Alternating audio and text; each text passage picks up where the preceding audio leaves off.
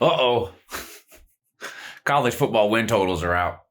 I did a series of videos about some of the games being played this upcoming year over the last week or whatever.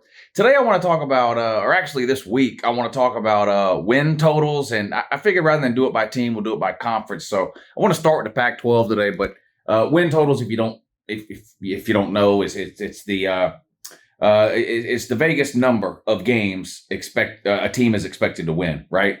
I know not all of you gamble on football, but even if you don't gamble, these are just interesting numbers to know. Obviously, if you do gamble, these are very important numbers, but you bet these over or under is the way it works. So, Vegas will say, okay, we think this team's going to win 8 games. If you think that team's going to win more than 8, you bet the over. If you think they're going to win less than 8, you bet the under. It's that simple. This is 12-game regular season win totals. This doesn't account for conference championship games, bowl games, playoffs, anything like this. Just 12 games as they appear on a regular season schedule. And we're going to start with the Pac-12, and I can tell you right now, Deion's dingleberries ain't going to be too happy. That's right. All these Deion Sanders fans, these people who've been running around for the last 6 months with their lips stapled to Primetime's taint, they're not going to like this number. But I tell you what, if you really believe the idiocy that comes out of your mouth, you'll jump all over this. I'm going to put all the win totals up on the screen here in a second, but before I do, which team in the Pac-12 do you think has the lowest expected win total in 2023? Yep, Colorado, the Colorado Primes, win total of 3. Wow. All these Deion Sanders fanboys must be can't wait to jump on this and hammer the over on that since y'all think they're winning 9 or 10 games. Boy, y'all are dumb. Huge dumb. Which team's win total is the highest, do you think, in the Pac-12? You think it's Oregon? Do you think it's UCLA? Do you think it's Utah? Do you think it's Washington? It's Southern Cal at 10. 10 is the over-under on the win total for Southern Cal heading into 2023, according to DraftKings, people out in Vegas that set these lines. They have Southern Cal's win total at 10. Interesting here to me, you got 1, 2, 3, 4, 5, 6. That's half the Pac-12. There's 12 teams in the Pac-12. Half the Pac-12 has a win total of 8.5 or higher. That's a lot. To have half the conference expected to win 8.5 games or more is high. Really high. Pac-12, like Uncle Lou has been trying to tell you, going to be a pretty good conference again in 2023. With the exception of Colorado, who's going to be absolutely horrible, as mentioned a bunch of times. All right, here you go. Here's the win totals for each team. We'll run through these one by one. Okay, now obviously one thing to keep in mind when looking at these win totals or any win totals you see for any team in college football is a well-known fact. We all know this. All schedules are not created equally. We understand that. So it's completely possible to expect Team A to win 9 games, Team B to win 8 games, but Team B to be better than Team A, right? Schedule matters in college football. The Pac-12, for example, like I mentioned, has 12 teams. There are no divisions within the Pac-12 anymore, right? Well, they only play 9 conference games. So each Pac-12 team plays 9 other Pac-12 teams. Your schedule could be harder or easier depending on which 9 teams you draw, right? And whether those games are home and away. So if you're a team on here and you have to play at Oregon, at Southern Cal, and at Washington, that's going to be a pretty difficult schedule as opposed to maybe some other team whose 3 road games or 4 road games might be at Colorado, at Arizona, at Stanford, and at Cal. So before you get too carried away with these numbers are wrong or, oh my God, I'm going to take the over on this team or that team, make sure you're looking at the schedules. I've done a series of schedule previews. You can go back and watch them if you want, or you can easily Google a team schedule. But just keep in mind, not all teams' schedules are created equally, right? This takes non-conference games into account too. And clearly, some teams are going to have harder non-conference schedules than other. Colorado is a good example of this. Colorado's got a difficult non-con. They play TCU. They play Nebraska. So they play 2 non-con Power 5 teams. Not everybody does that. So just keep that in mind. But here you go. These are the win totals. We'll just go through them in alphabetical order, I guess, since that's how we got them listed here. But Arizona and Arizona State both at 5. My guess is that one of these teams is going over. One of these teams is probably going to win more than 5 games. One of them is probably going to win less. These 2 schools have kind of been floating in the wind for what seems like forever. I've talked about this before. I talked about it yesterday in relationship to the ACC. There are certain states in this country that should be able to produce a legitimate top 25 college football team. Arizona is one of those states. Georgia just signed the number one player in the country for the next year's class. Guess where he's from? Arizona. And that's not the first kid Georgia's gone out and gotten from Arizona. I mean, the recruiting ground is fertile in Arizona. On top of that, you're a rock's throw away from Southern California, which is one of the hottest recruiting beds in the country. You're not that far west of Texas, which is another just elite recruiting ground. There's no excuse for one of these two Arizona schools not to consistently be in the top 25, but yet here we are. They're both bottom dwellers. Pretty much the only thing worse than being an Arizona school in the Pac-12 would be being Colorado. So, hey, Arizona man, Arizona State man, Zona Tucson man, if you're watching, I'm pretty sure you are. At least you're not Colorado, buddy. At least you're not Colorado. But yeah, Arizona and Arizona State both at 5. Cal also at 5. Another also ran in the world of college football, at least for the majority of Uncle Lou's lifetime. I've had a good quarterback or two, but hard to find a 3 or 4 year stretch in a row where Cal actually mattered. But they've got them at 5 wins. There's Colorado, like we mentioned, at 3. By far, well, not by far. There's another team sitting on 3 too. Talking to you, Stanford. That's right, the tree. We'll get to them in a second. But yeah, Cal at 5, Colorado at 3. Oregon and Oregon State, both expected to be pretty good this year. Oregon State on a lot of people's lists of surprise teams, dark horse teams, out of the blue teams that could compete for a conference, that kind of thing. Now, somebody goes, Oregon State's not winning the Pac-12. Well, they're not expected to. They're not favored to. That's the whole point of picking a dark horse team. You can't pick somebody that's expected to win the conference and then name them a dark horse. But Oregon State won 10 games last year for the first time in, I think, 16 years. They got a lot coming back.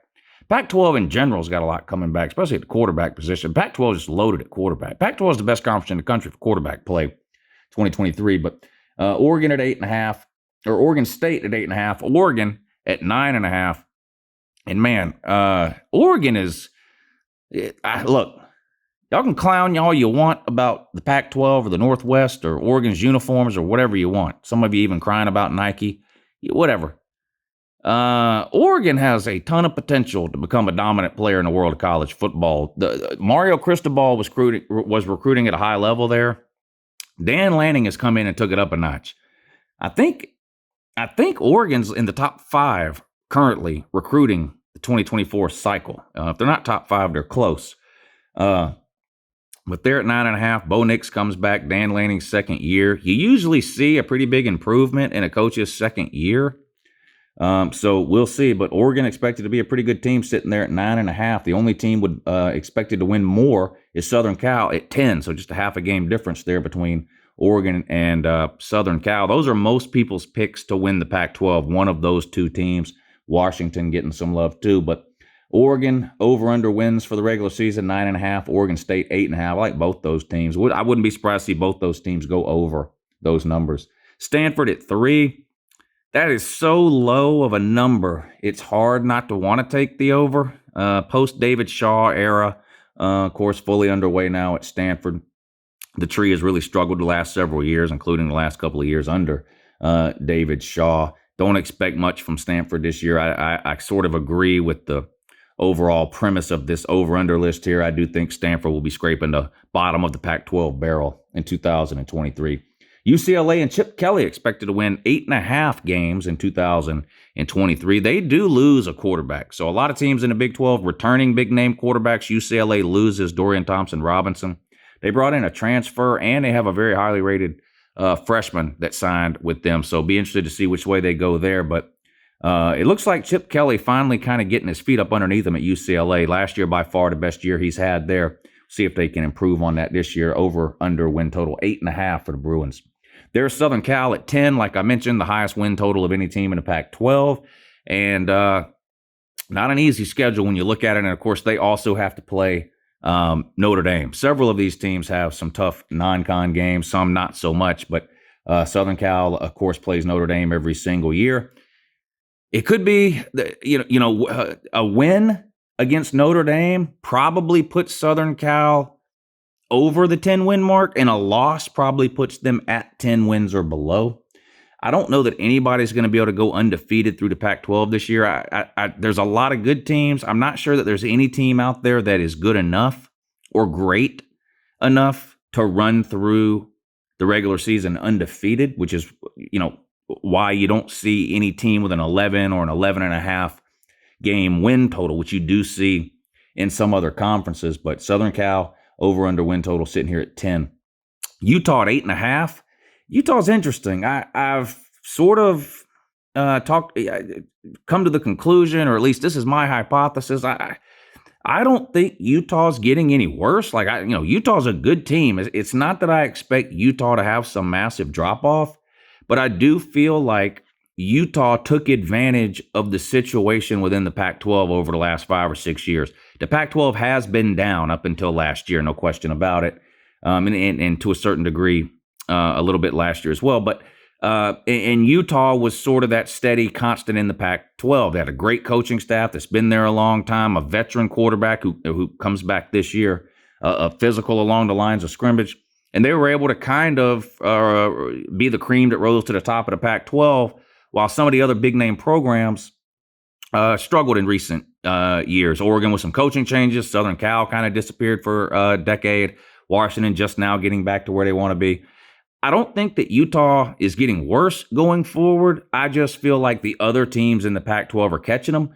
And I think the other teams in the Pac-12, when they have the right coaches there, just have more potential overall than a Utah does. I know that sounds not fair to say, or however you want to put it, but it just seems to me like if a Southern Cal or an Oregon or a Washington or a fill-in-the-blank team were to get the right coach, which they may all have the right coach now, it feels like it would be relatively easy for those teams to pass Utah. We'll see. But they got Utah sitting at 8.5 wins. There's Washington at 9, so expected to be another great year for the Huskies, and Washington State at 6.5, sort of the upper half, or sort of the upper echelon of the lower half of the Pac-12, right, at 6.5.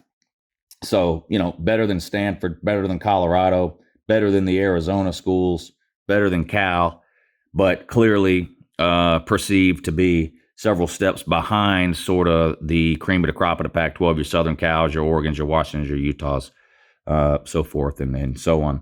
Anyway, what do y'all think the best bet on here is? If you had to place your last dollar on one of these teams, either winning more than the amount of games they're expected to win or losing more than the amount of games they're expected to lose, where'd you put your last dollar? I'm thinking Arizona over 5 wins. Sorry. I'm thinking Arizona over 5 wins. Cal, I might take under 5. Washington, I think I would take over 9. Anyway, what do you think the best bet here is? There you go, Pac-12 win totals. I'm going to do one of these for every single conference. Comment down below which conference you want to see me do next. Have a great day.